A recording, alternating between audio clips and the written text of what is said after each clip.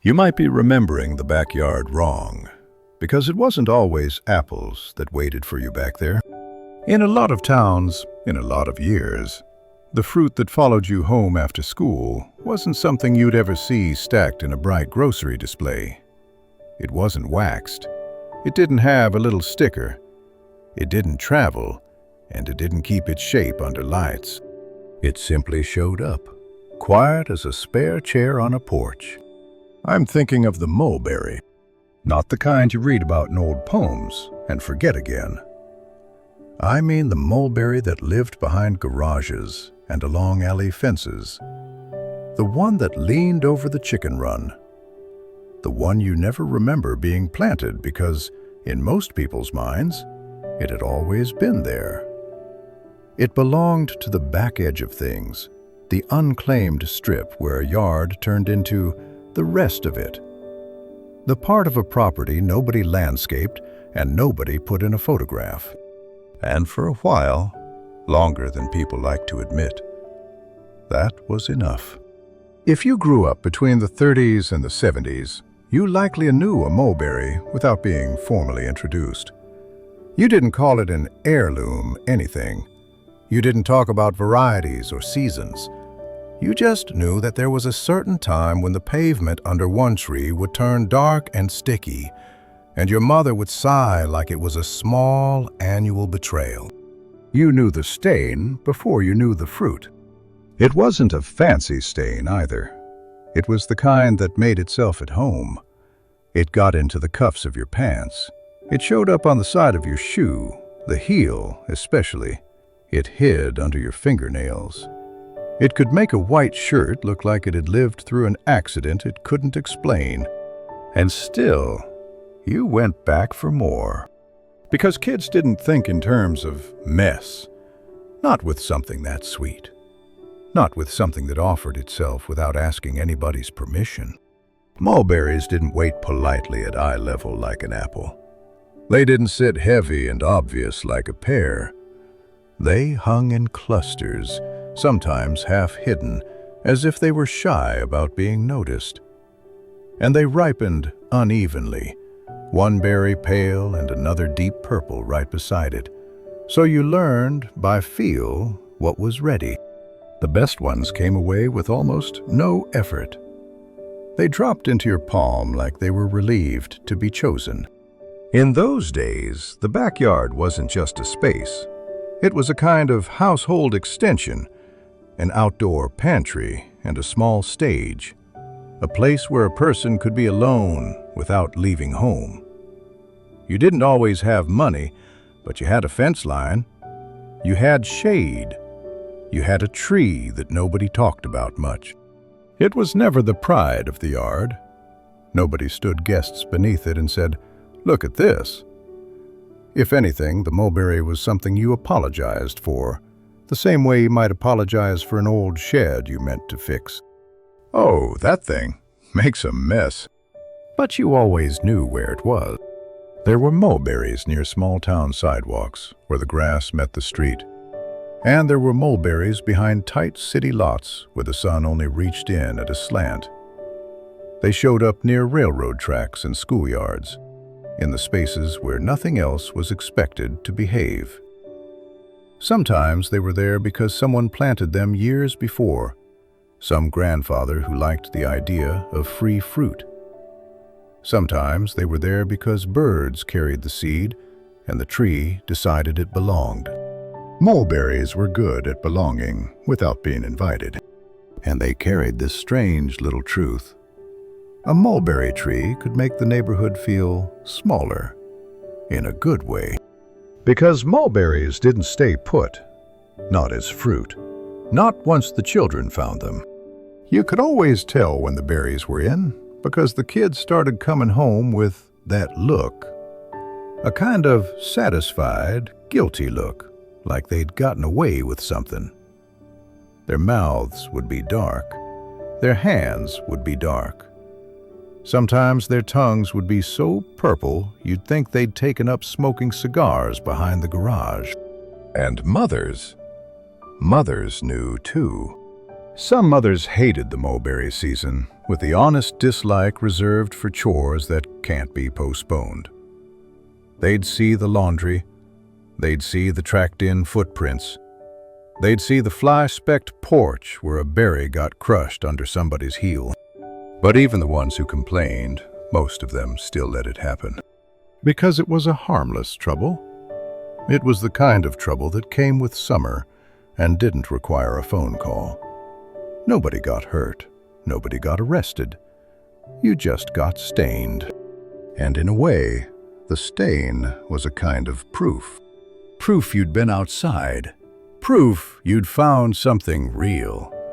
Proof you'd been in the yard long enough for the world to leave a mark on you. Some families did more with mulberries than just let the kids eat them off the tree. There were kitchens where mulberry season meant a pot on the stove, sugar stirring into something dark. A jar might get filled if there were enough berries and enough patience.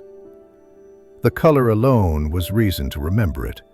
A deep, almost inky purple that looked too rich to belong to something so common. Sometimes it became jam. Sometimes it became a pie that never looked quite like a blueberry pie, even if people pretended it was the same. It wasn't the same. Mulberries had their own softness, their own way of collapsing. You didn't slice them. You didn't arrange them. They were already half on their way to becoming something else. Even when they were fresh, they tasted like something that didn't intend to last. And that's part of what made them feel like childhood. Childhood doesn't keep. It bruises easily. It stains. It disappears. Back then, neighbors had a certain kind of understanding about fruit. If you had more than you needed, mulberries are coming in. That was enough. It wasn't an invitation written out. It wasn't a come by at 6. It was just a bit of information shared over a fence, like weather. It meant, if you want some, you can have some. If you kids want to climb up and fill a tin pail, they can. Just don't break a limb. Just don't fall and make it a whole thing. Sometimes the mulberry tree wasn't even on your own property. That didn't matter much. Yards used to breathe into each other more. You might have known exactly which branch you were allowed to reach and which one belonged to Mr. Turner, who didn't like children in his yard unless you rang the bell first. You learned the rules of a place by where you could pick fruit. There's a particular kind of memory that comes back with mulberries. It's not like remembering a birthday party. It's smaller than that. It's more like remembering the way the air felt behind the garage where the shade stayed cool even in July. Remembering the hum of insects in the tall grass. Remembering how the boards of the fence felt rough under your fingers, and how you held the branch steady with one hand while you picked with the other. Sometimes it wasn't even a branch. Sometimes it was just a low spray of berries that you could reach without climbing, if you were tall enough. If you weren't tall enough, you jumped. You jumped until the berries trembled and rained down. And if you were the little one, the youngest, you got what fell. That was part of the ritual too. The pecking order of a childhood harvest. Mulberries didn't make anyone rich. They didn't make anyone famous. They weren't something you loaded in crates and shipped across the country. They didn't stand up well to rough handling, and they didn't hold their shape the way grocers like fruit to hold its shape. Mulberries were not made for the marketplace. They were made for closeness. For yards you could walk across. For summers when children came home hungry and didn't need to open a package to eat. So when people talk about certain fruits disappearing, they usually imagine something dramatic. Some blight, some law, some grand failure. But the mulberry didn't vanish like that. It faded the way a habit fades when nobody is paying attention. It faded like a song you used to hear on the radio so often you thought it would always be there. And then one day you realize you haven't heard it in years, and you can't remember when it stopped. The change came quietly, and it came from many directions at once. There was a time when a yard could be a little rough and still be considered respectable. A time when a tree that dropped fruit on the ground was not an outrage. It was just life. You swept. You hosed off the sidewalk. You lived with a bit of mess because mess meant something was alive. But somewhere along the line, the American yard began to tighten up. You could see it in the way lawns started to look less like a place to live and more like a surface to maintain. You could see it in the way people began to talk about curb appeal, even if they didn't use those words yet.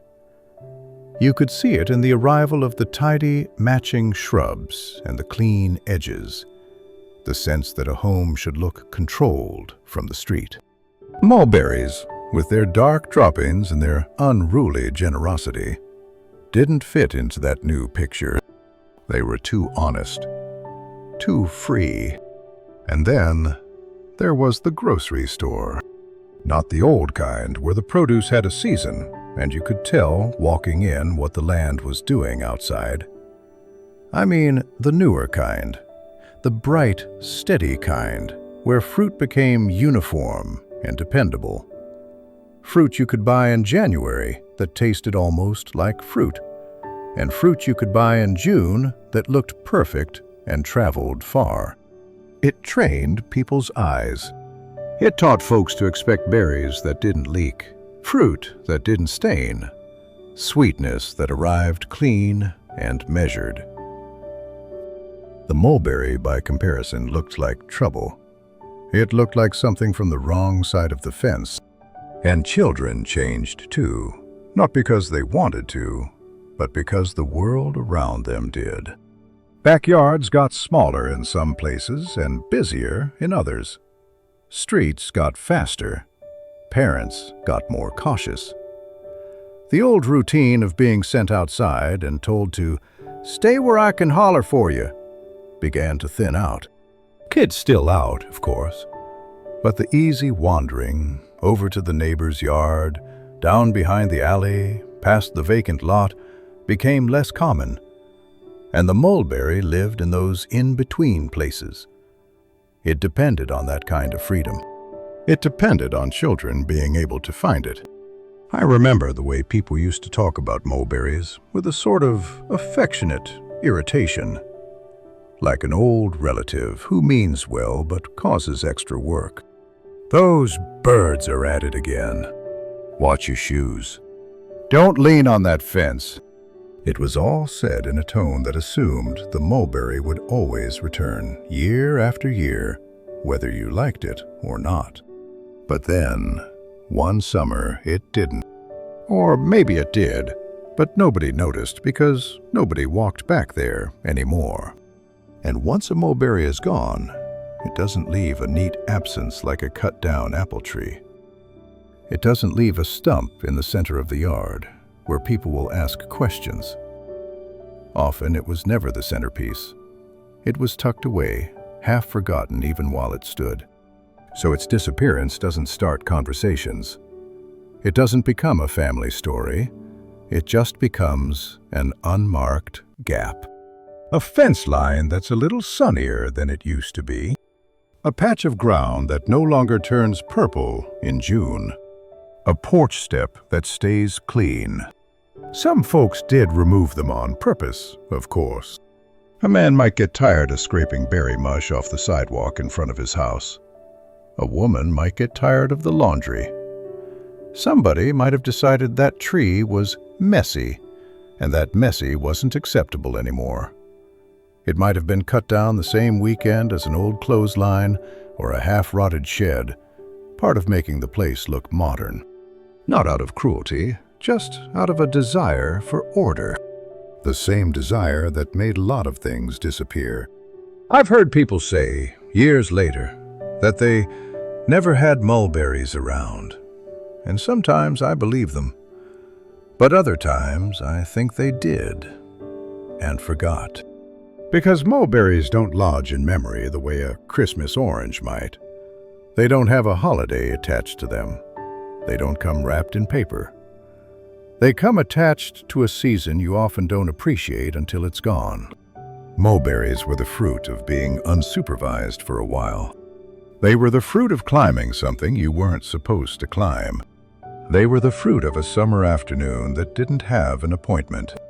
And those are exactly the kinds of things that modern life quietly trimmed away, piece by piece, until we looked up and realized the yard wasn't a yard anymore.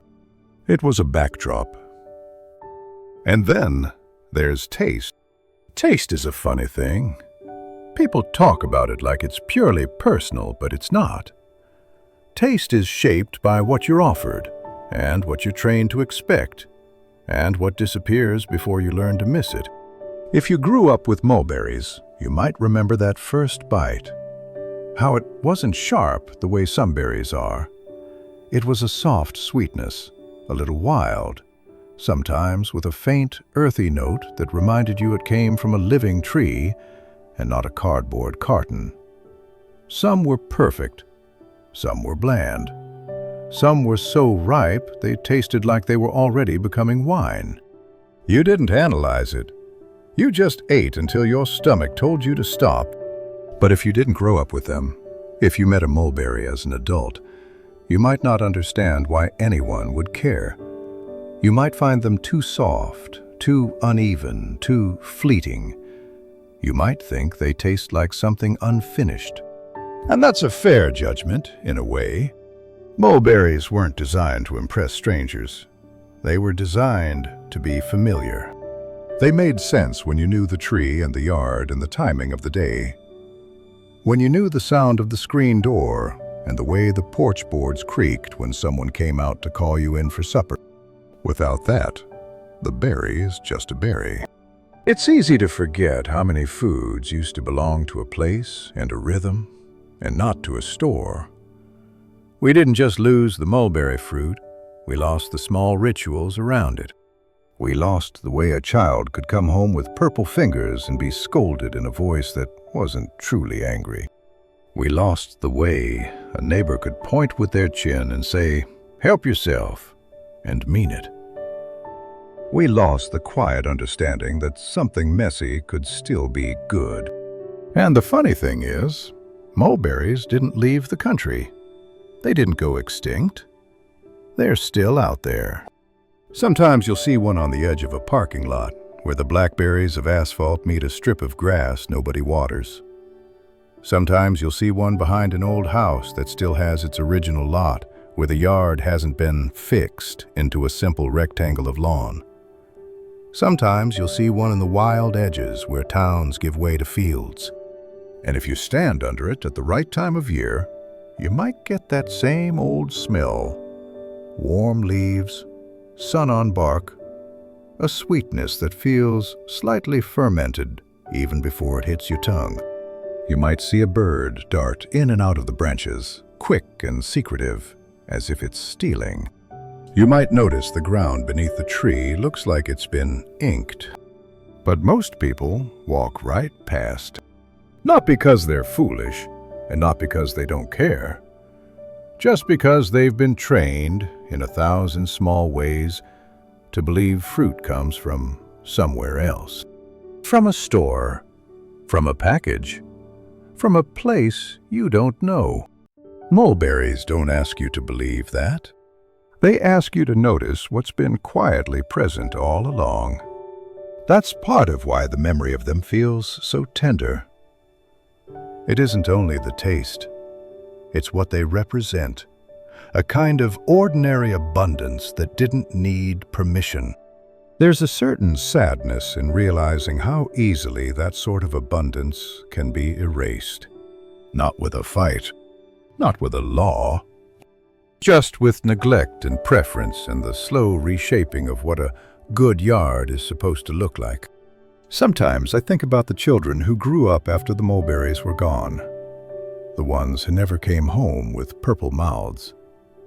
The ones whose summers were filled with different treats, fine treats in their own way, but ones that didn't come with bark under the fingernails and sap on the wrist. They didn't miss what they never knew. But the absence still did something. It made the backyard a little less mysterious. a little less generous, a little more like a room you keep tidy for company. And that's a strange trade when you think about it. Trading away something free, something living, something stubbornly local, for something uniform and clean. Maybe that trade made sense at the time. Most trades do. People were busy. People wanted things easier. People wanted their homes to look like progress. Nobody stood in the yard and said, "We're done with mulberries now." It wasn't decided. It just happened.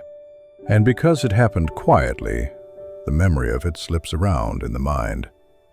You start to doubt yourself. Was it really there? Did I make that up? Was it maybe a different fruit? But then, every so often, you'll hear someone else mention it, offhand, like it isn't important. And something in you will turn, the way you turn when you catch a familiar scent on a wind that shouldn't be carrying it. Mulberries, they'll say, and you'll see it again. That fence line, that warm afternoon, that little stain on your hands that wouldn't wash out right away. And for a moment, you'll realize the backyard used to feed you in ways you didn't understand. Not just with fruit, but with a certain kind of freedom, a certain kind of mess you were allowed to make. Then the moment passes. The yard looks ordinary again. Clean. Quiet. And somewhere out there, in some forgotten corner where a property ends and the world begins, a mulberry tree is still doing what it has always done, ripening softly, dropping its dark sweetness into the grass, waiting for someone who still remembers to look up.